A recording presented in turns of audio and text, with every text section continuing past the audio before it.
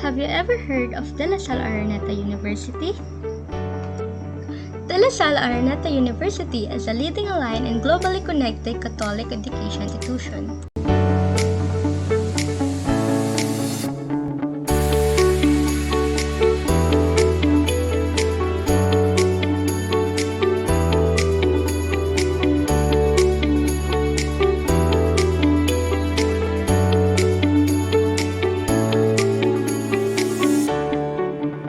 The university, formerly known as Salle Araneta University Foundation, was created in 1946 by Don Salvador Z. Araneta as a pioneer private Catholic education institution in agriculture and veterinary medicine.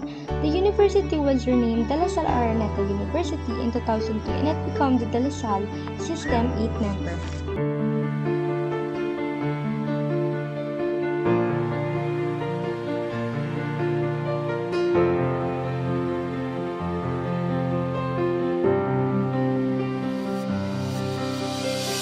Saint Jean-Baptiste de Ladar, born at Reims in France on 30th of April 1651.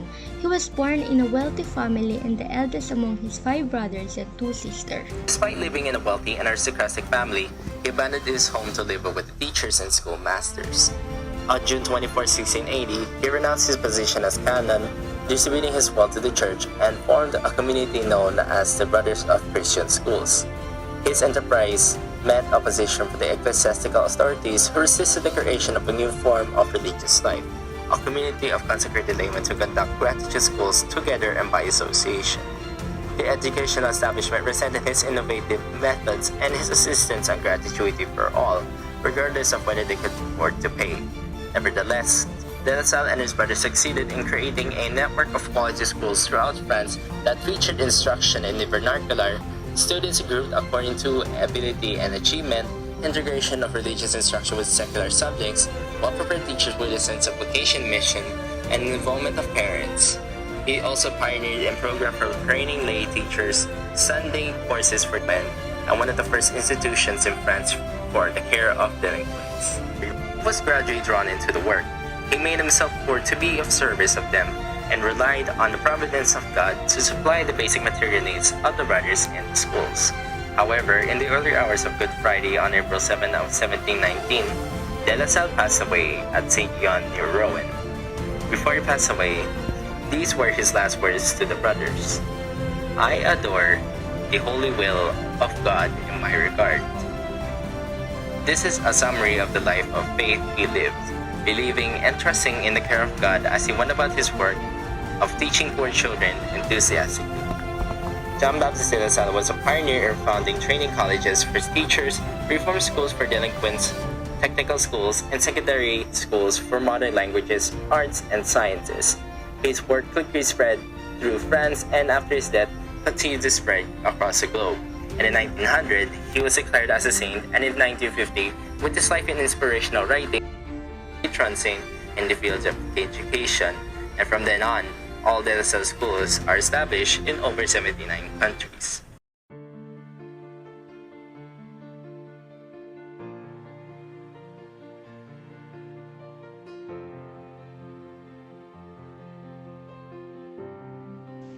Salvador C. Araneta was a Filipino nationalist, constitutionalist, politician, civil servant, lawyer, educator, economist, businessman, industrialist, environmentalist, and philanthropist.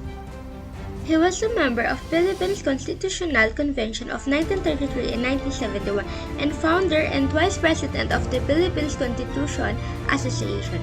Araneta served as a Secretary of Economic Coordination under President L.P. de Quirino, Secretary of Agriculture under President Ramon Magsaysay, and as a member of the National Economic Council. He studied at Ateneo de Manila from grade 1 to college. He graduated as a magna cum laude at only 16 years old.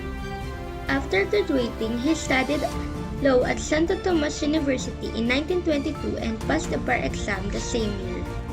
He continued studying law at Harvard University. He studied constitutional law, administrative law, and commercial law. By 1946, he was given the degree of Doctor of Law by Fordham University honoris causa. Araneta pioneered in the flour industry, in soybean extraction, in the manufacture of electric motors, animal feed, animal vaccine, and he was also a co-founder of NEPA and PRRM and the White Cross, an orphanage. In his last years, he self-exiled in 1972 during the time of martial law. He devoted his time to his family and to Gregorio Araneta University Foundation. Araneta dedicated his life to uplift the moral and social values of society and sought property ownership and capitalism for all.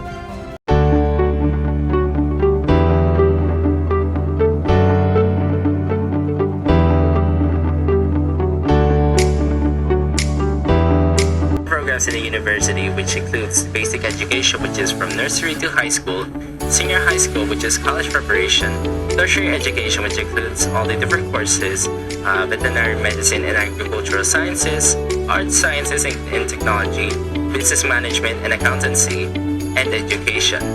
Graduate studies, which include a doctoral degree and master's degree, and technical vocational programs.